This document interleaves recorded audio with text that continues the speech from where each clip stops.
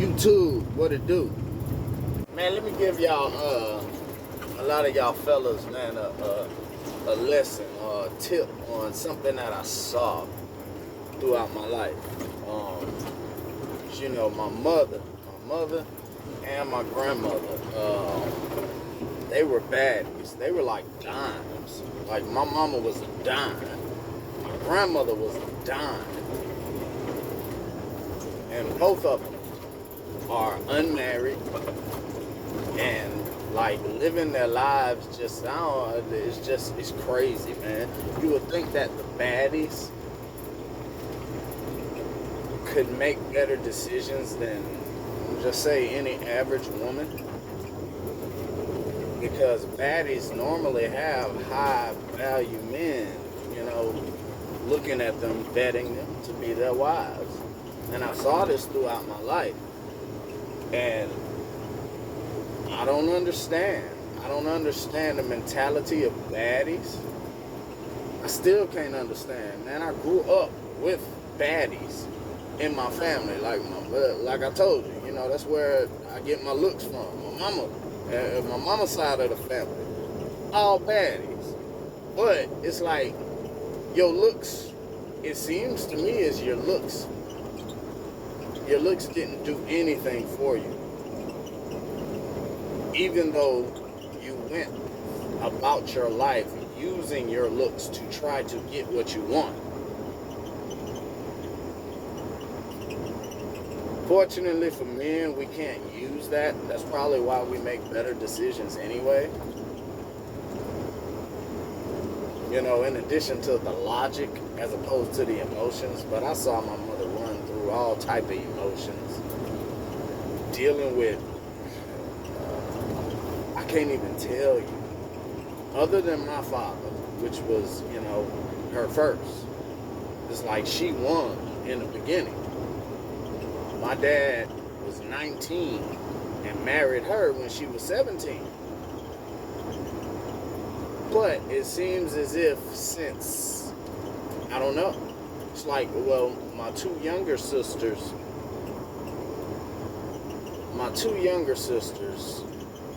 which they're like 10 years older than me. I mean, 10 years younger than me. And they seem to, when I bring up my father as a case for why, you know, our mother doesn't have what you think she should have in a man, they get emotional because their fathers honestly wasn't shit.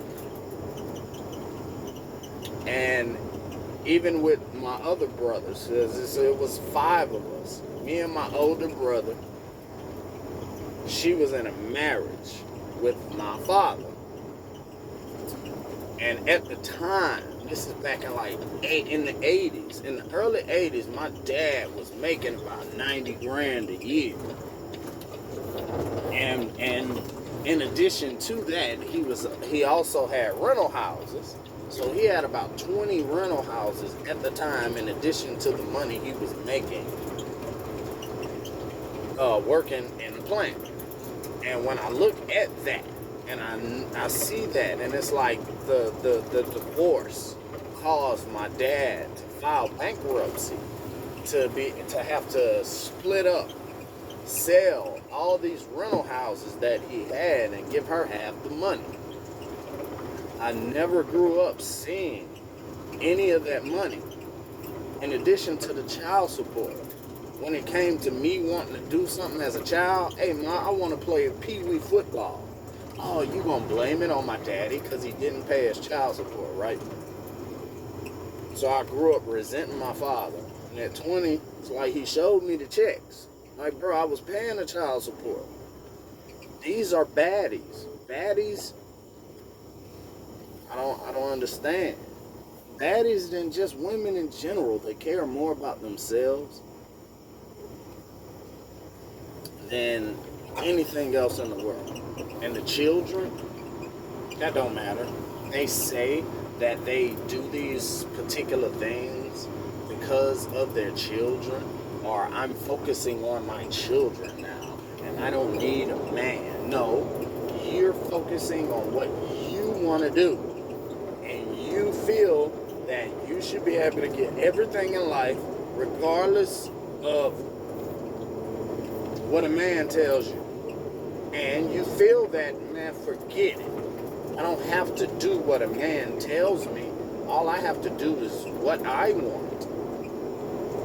And then the process, while you're saying, you're thinking that, but what's coming out of your mouth is, I'm focusing on my children. No, you're not. You're focusing on you and what you want to do.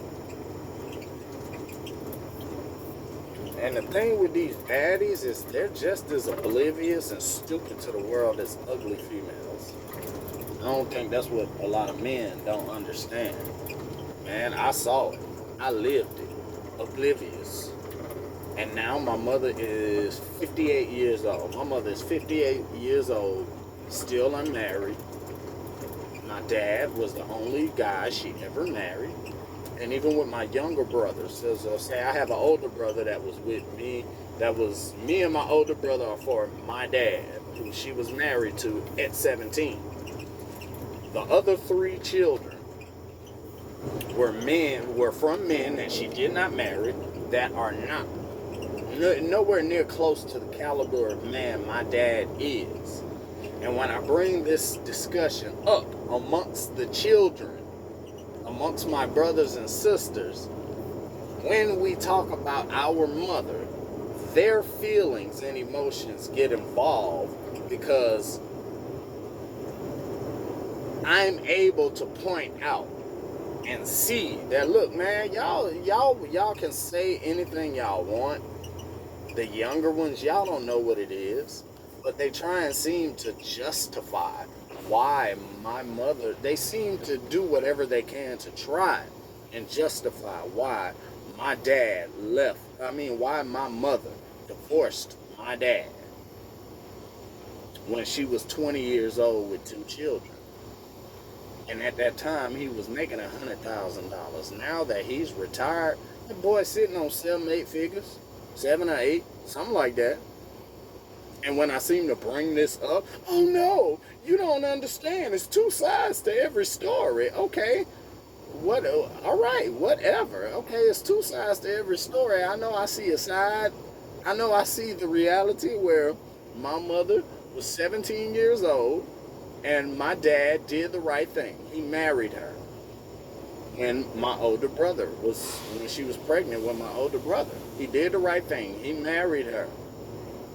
And by the time I was coming out, she divorced him. She initiated the divorce.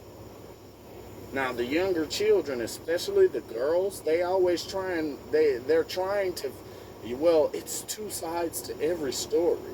And I'm like, okay, well, what side is it? My dad never hit her. So there was no abuse in the relationship physically. And I mean, my dad didn't cheat on her, so what was mama's problem? And these are the younger girls. Well, you don't understand. Sometimes they're just unhappy. Okay, so unhappiness is a prerequisite for a woman to just be able to get divorced, and that's good enough, right? According to women, that's good enough, right? And with my younger brother, there ain't no discussion with that, because he'll never understand. He try and come up with all kind of reasons that my mom left my dad, even though my dad is way better than yours. When it looks at, I'm not like better as a person or whatever. All I know is my dad is a high value man and your dad is not. I don't get it. But when we have these conversations amongst the brothers and sisters, they still seem to try and give my mother some way out for why it was a logical decision and it was the best decision for her to make at that time. Man, y'all stupid. Y'all stupid. She's stupid. Yeah, I can say that. I'm not mad at my mama. I don't care. Whatever. Yeah, I probably had a harder life growing up than I should have. because of the decisions my mother made to raise us in poverty, as opposed to being with a man that was making more than enough to provide.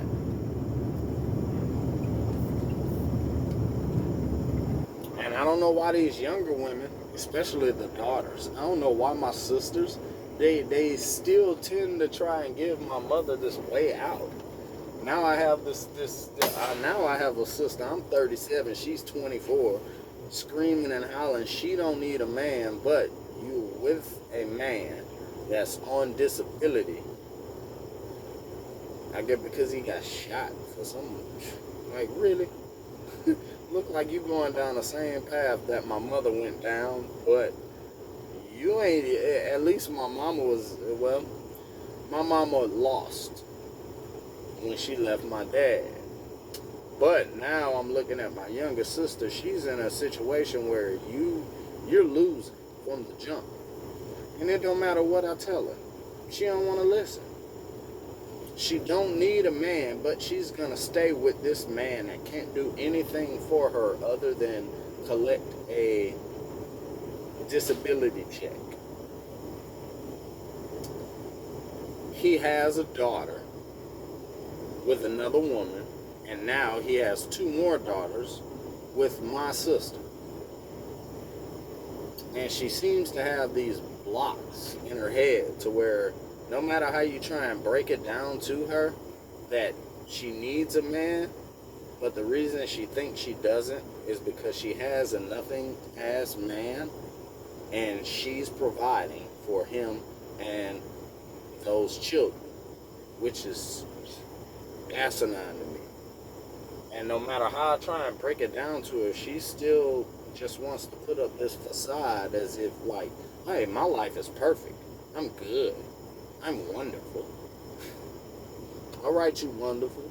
You're so wonderful that you're so insecure that you had to go get liposuction when you started getting overweight, because you didn't start that way. You were a baddie when you was coming up, and I was trying to tell you that you didn't care, you didn't want to listen, and now that you let your weight blow up, then you go to the doctor and get it cut out of you.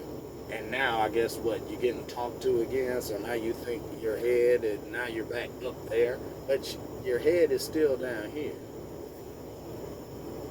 Now see, for a man, I guess it could be that easy, but men want to do the work, and a lot of women lazy. Liposuction is not work.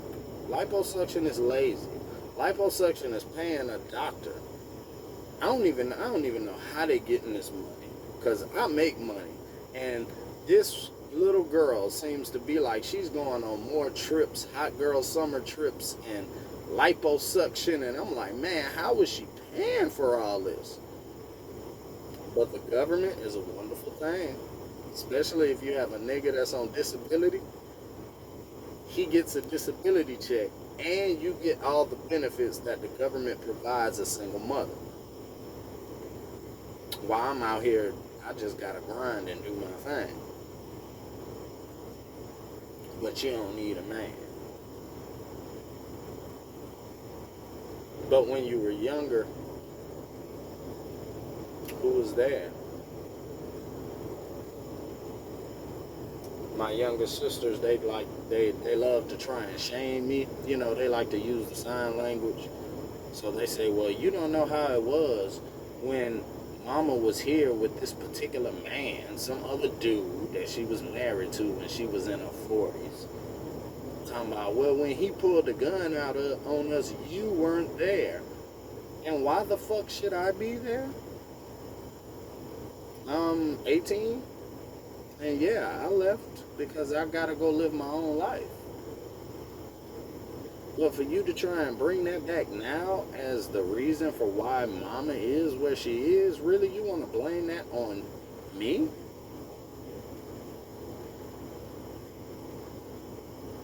You want to blame that on me? Or you want to blame the fact that I left and they had nobody around to save them or help them when this husband of hers was treating her like doo-doo?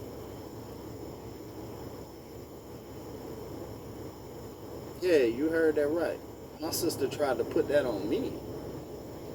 You weren't there. I'm not supposed to be there. I'm not her man. I'm not your man. She's supposed to have a man. And she's supposed to be able to make better choices by now. But it seemed like the older she got, the worse choice, the worse, the choices that she made in men got worse. Worse and worse and worse. And I know what it was. My mother didn't want to be told what to do. Her daddy couldn't tell her what to do. Her mama couldn't tell her what to do. She used to run away from the house all the time because you want to do what you want to do. And when you got married, even though my dad told me that you threatened to kill yourself when he was leaving, when he didn't want to deal with you anymore before the children were there, you threatened to kill yourself. He felt sorry for you, went back to you, started having sex with you again, and all of a sudden here comes my older brother. And then 3 years later, you divorced my dad, and my sisters actually want to say that it was his fault. Yeah, you don't know the situation. Even though I know for a fact that my dad never put his hands on her. I don't get it. It wasn't no abusive relationship. Oh, but she was unhappy. Okay, great, wonderful, whatever. I divorced my wife because she just kept nagging me about how unhappy she was. She said she had it up to here. All right, well, if you had it up to here, this is what will happen. This is what's about to happen. I'm gonna give you what you want. You've been saying you're gonna leave me ever since we've been married.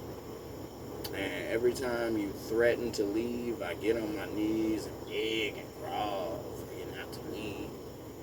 And when a man gets fed up with being treated like that, not at the same time you always threatening to leave, you always telling me you don't need a man.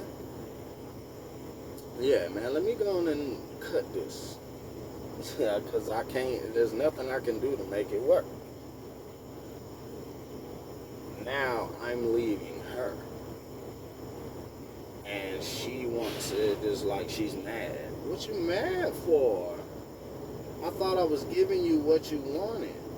I mean, you keep telling me how you're unhappy, you don't want to be here, you've had it up to here with me, and all that's good, but you've never left. That's what I had to get in my head. Why she keep saying she gonna leave, but she don't never leave? Cause she trying to control you, dog. And she know that she know that your number one priority was not getting a divorce and making it work. But you're not finna manipulate me to just be in a relationship where I'm unhappy now. And I'm unhappy because you're always telling me how unhappy you are. Even though I'm making 6 figures, I'm paying all the bills. All the money that you make as an accountant, you just spend it on whatever you want. I don't get it. It's like, what is the happiness that y'all are looking for? This is what I tell you about baddies, man. They never satisfied. They never satisfied, and then they wonder why a high value man, he'll take an adjustable 6 that's agreeable, cooperative, submissive. Because, man, a lot of women, especially it seems like the better women look, the more unrealistic their expectations are. Especially when you got ugly fat women out here who expect to have a man like me. Man, just imagine how the baddies' heads are. So I saw it from my mother, and this was back in the 80s. So now in 2021, 40 years later, man, ain't no telling how inflated their egos have become, to where Superman can't satisfy these women.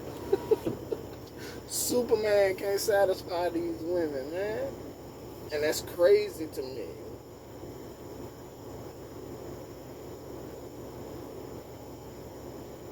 Crazy, man.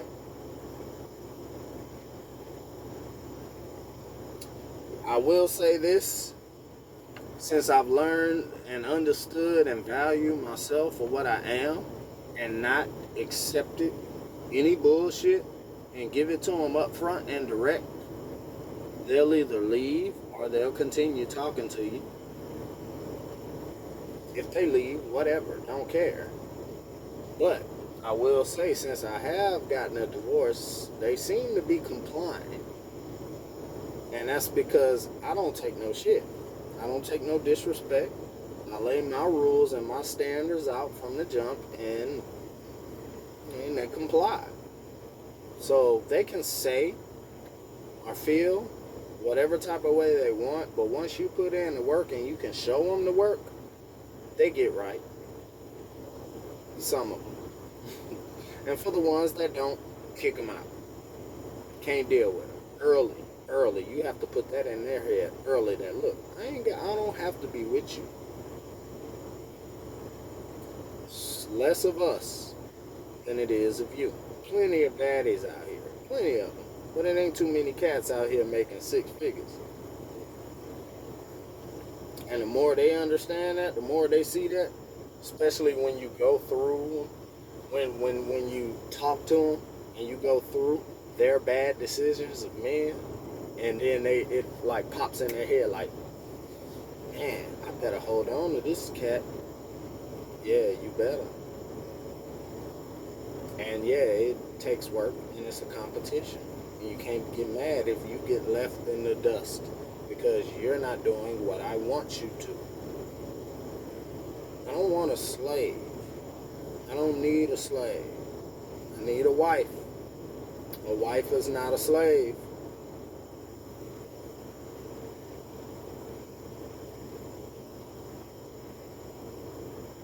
If you hear that, fellas, run. If you hear submissiveness equals slavery, run. You can't fix those type of women. Only therapy can do that. Only therapy can do that. When a woman equates a wife being submissive to slavery, man, yes, trust me, a therapist is the only person that can get that out. Because if you try and get it out of them, they're going to get all emotional. They're going to hang up in your face. They're going to start calling you all kind of names, and then you have to kick them out and leave alone. You got to stop messing with them. You can't mess with them. You can't give them your time, your attention. You can't give them none of that. That's the only way we'll be able to flip the script. You know, once there's enough baddies out here where men of my caliber are not talking to them, or just even average men, don't talk to them, man, whatever. Because you see a lot of them getting on YouTube and Facebook, Instagram now, talking about men not approaching them. That's because men are tired of y'all bullshit. The younger men are tired of y'all bullshit.